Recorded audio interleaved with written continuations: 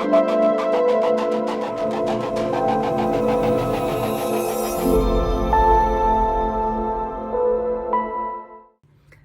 everyone, welcome to our sixth and last lesson in this Introduction to Geography course. Today we're going to talk about political geography. Political geography is a branch of human geography that deals with the boundaries, divisions, and possessions of states. It's also the study of organizations and spatial distribution of political phenomena. Let's begin now with the different political entities.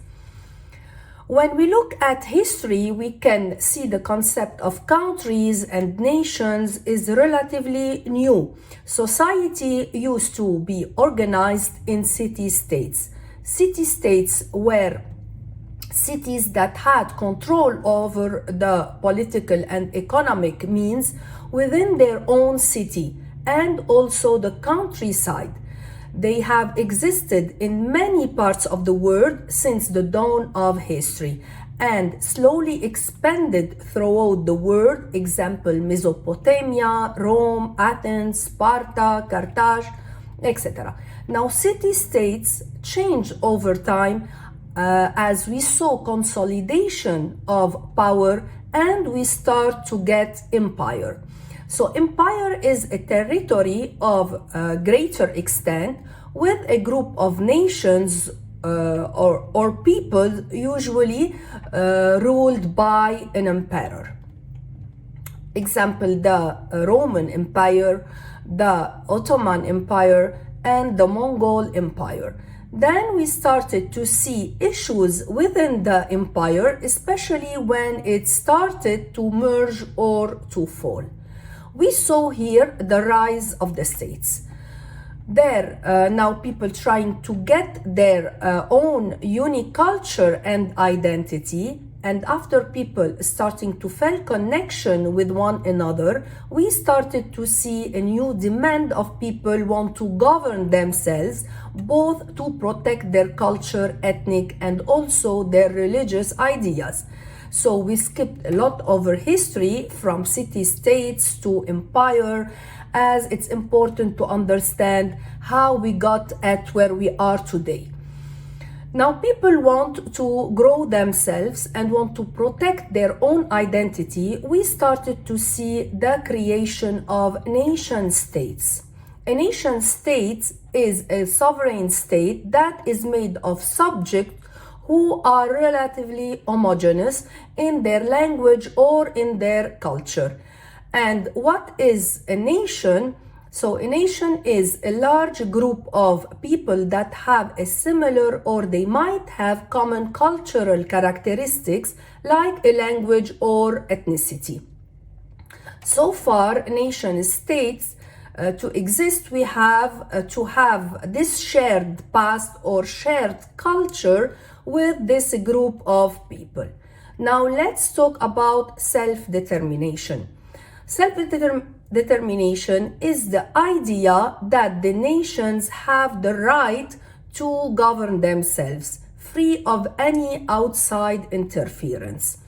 So the goal here is for them to be able to protect their own culture, interest, and identity, and not to be able to be ruled by a foreign government or another culture. So we talked about nation states and we talk about self-determination. Now let's go back to state. So a state is a geographic area that has government that controls both the internal and the external affairs of this geographic area. Now we can know the difference between state and nation. So remember, a nation is a large population that shares the same cultural, language, traditions, history, etc.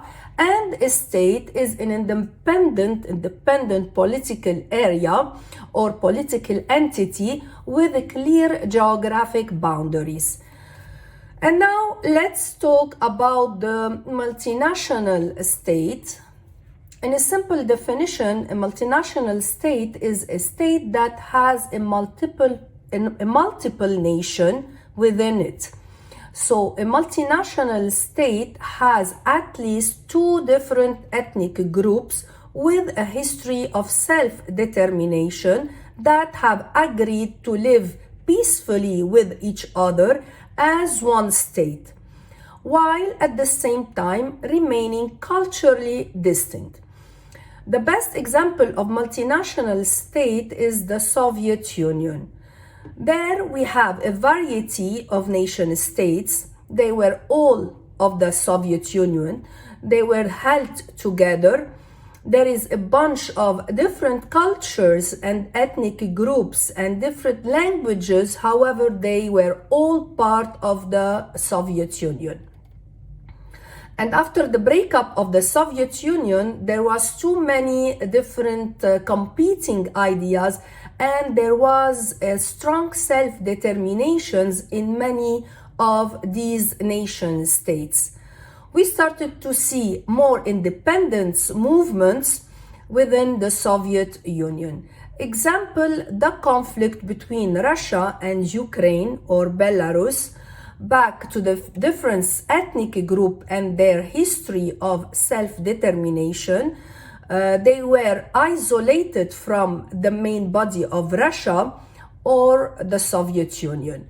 This allows them to identify as a unique cultural group separate from the Russian identity. They want to govern themselves, and they didn't want to be controlled by what they say as a foreign power. However, Russia would consider them as part of its country. Now, Russia is the largest multinational state today. They have over than 185 ethnic groups with their own country. Now let's move to multi-state-nation. The multi-state-nation, it's when we have different states with the same nation. So here we have a nation or cultural group of people that is located in multiple states. Example, the multi-state-nation Germans. There are two German states in Europe, Germany and Austria. Another example, or a good example of the multi-state nation, is the Kurd. The Kurd, they are a good example of multi-state nation and a good example to another political entity, which is the stateless nation. So a stateless nation, when a nation or when an ethnicity has history of self-determination but does not have a recognized state. As we said, like the Kurd, so we can see the population of the Kurd in Iran, Iraq, Syria, Turkey, Armenia, and more. They don't have government, they don't have a recognized political boundary, and they don't have a control over their political, economic, or to any internal or external affairs. The geographic region Kurdistan supposed to be their state. Another example of the stateless nation are the Palestinian. When the mandate ended in 1948 with the founding of the State of Israel, the Palestinians became definitely stateless. Most of them became stateless refugees, having been driven from their ancestral homeland. Now let's move to the last two political entities to talk about. We have autonomous region and semi-autonomous region. Autonomous regions, they are regions that have a certain degree of autonomy from an external authority. So these areas have power over their own affairs and are geographically distant. Example of this, China and Taiwan. So Taiwan has control over their own interior affairs. However, China claims that Taiwan is part of China. And the semi-autonomous region, on the other hand, is when a region has some control over their own affairs. However, another state also controls the region, example Hong Kong and China. So as China trying to get more control over Hong Kong, however, Hong Kong would like to remain more separate. In this case, Hong Kong power is limited.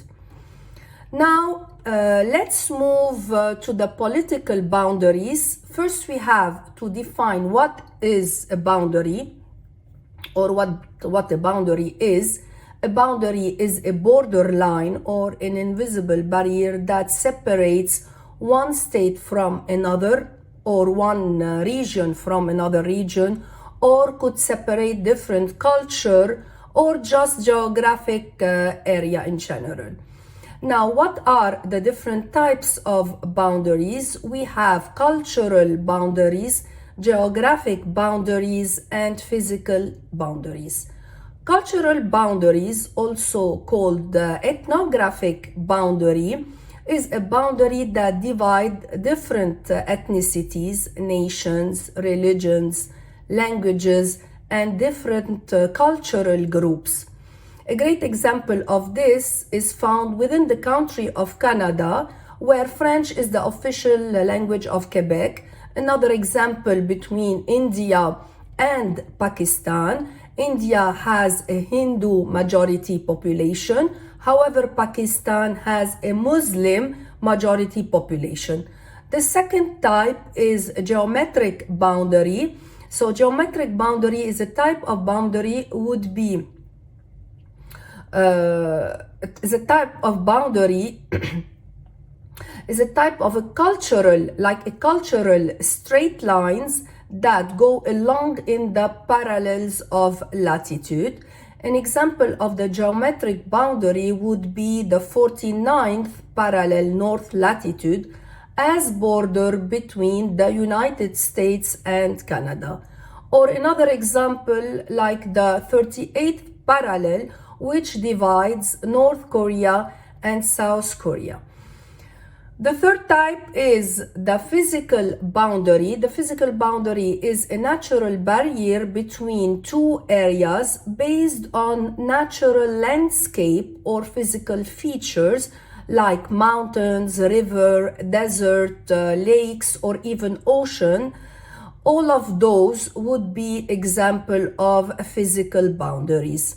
The Alps are a natural boundary that separates Italy from France, or the mountains between France and Spain, the Himalayas between China and India, or we have the triple frontier is a three-border area along the junction of Argentina, Brazil, and Paraguay, where we have the Iguazu River and Parana, Iguazu and Parana rivers converge. So those are the types of boundaries. Now let's move to the creation of boundaries, or how the boundaries have been created. We have the antecedent boundaries, the relic boundaries, the subsequent boundaries, the consequent boundaries, and superimposed boundaries. Now the antecedent boundaries are boundaries were created before the area is well populated or before the human settlements. These boundaries are often based on the physical environment, landforms, or mountains.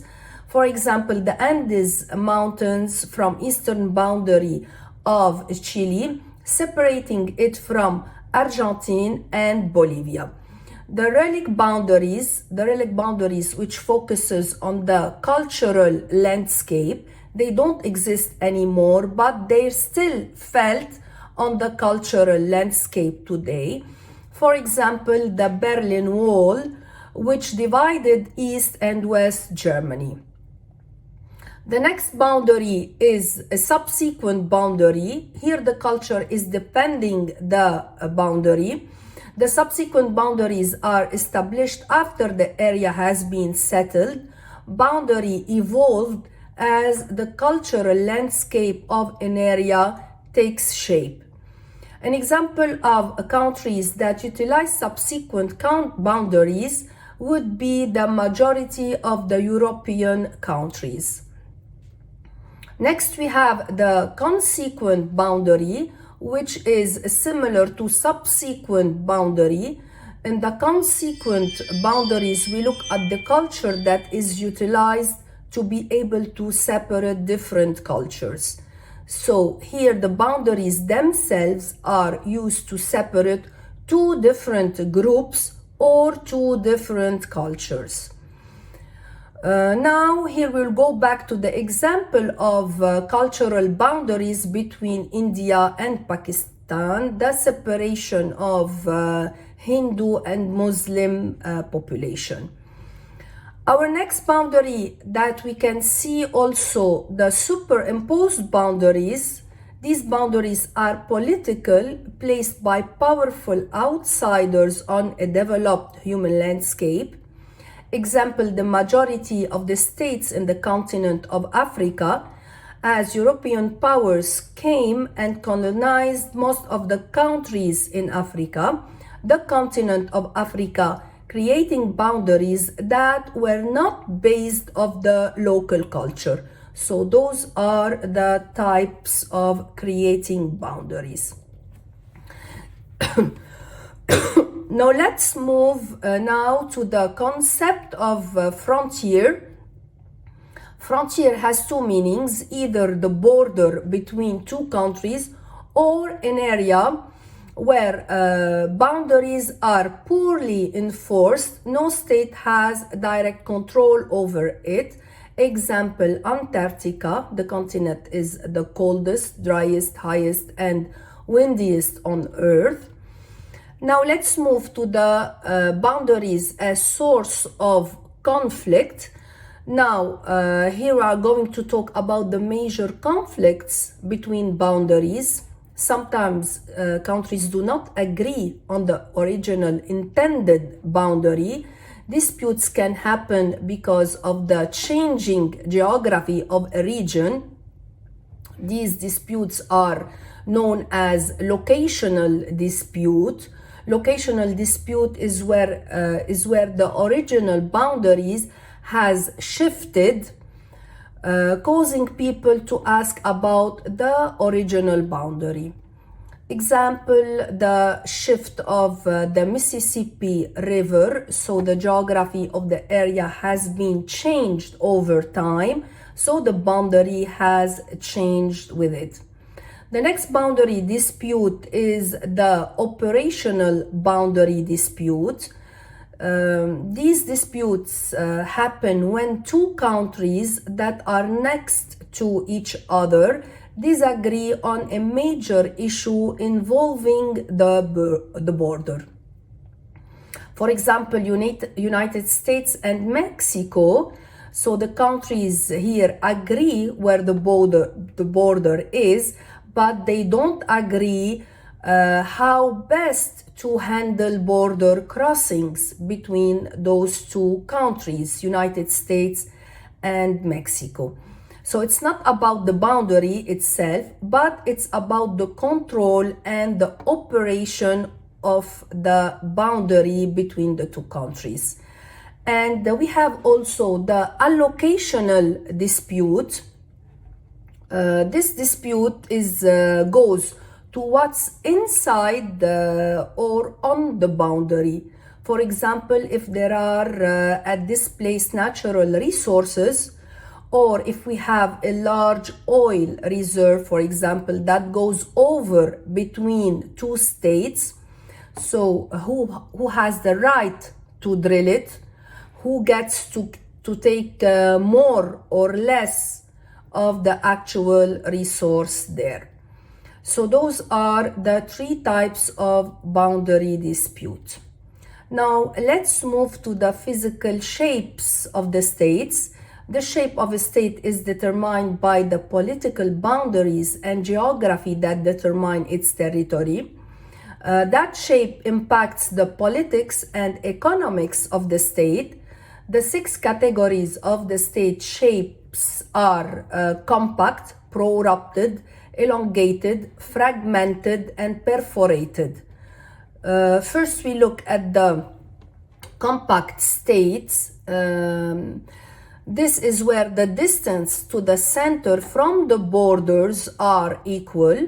It makes it very efficient communication for military control and transportation. For example, Cambodia, Zimbabwe, Uruguay, Poland, Kenya, they have the compact state shape. The next one is prorupted, also compact, but has one or sometimes 2 narrow extensions of territory or proruption, prolonged, usually for a reason. It provides access or prevents access.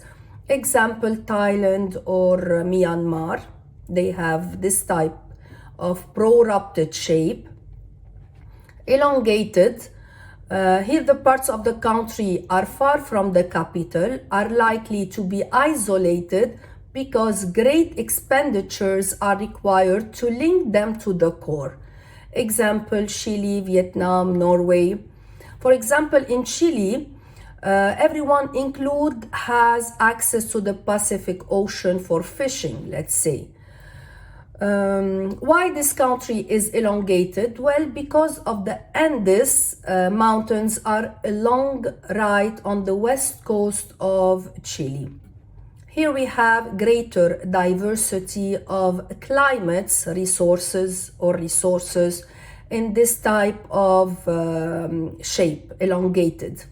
Fragmented, where it's discontinued, separated, and not all in one piece.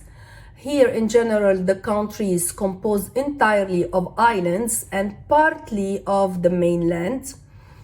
Example, Philippines, Indonesia, Italy, Malaysia, where the country is all broken up in different pieces. So it's one country, but broke up and fragmented. It's hard to centralize. So the next one is the perforated. Where you've got a state within a state. A good example is South Africa. South Africa is a good example, or it's a classic example of a perforated state which surround Lesotho.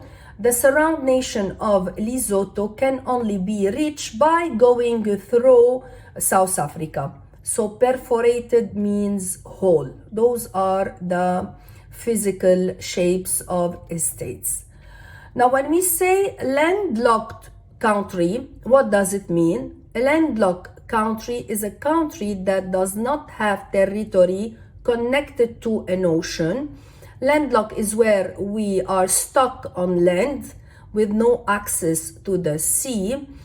There are currently 44 landlocked countries and 5 partially recognized landlocked states. We have Kazakhstan is the world's largest landlocked countries. Now we reach the end of the session. Today we talk about the political entities: city-state, empire, nation-state, nation-state, self-determination, autonomous region and non-autonomous region, stateless nation and multi-state nation. We talk about the boundaries, the types of boundaries and how the boundaries have been created. We talk about the frontier, the types of dispute boundaries. We finally talk about the physical shapes of states and landlocked countries. So now I will end up this session. Until we meet again, keep on learning. Thank you.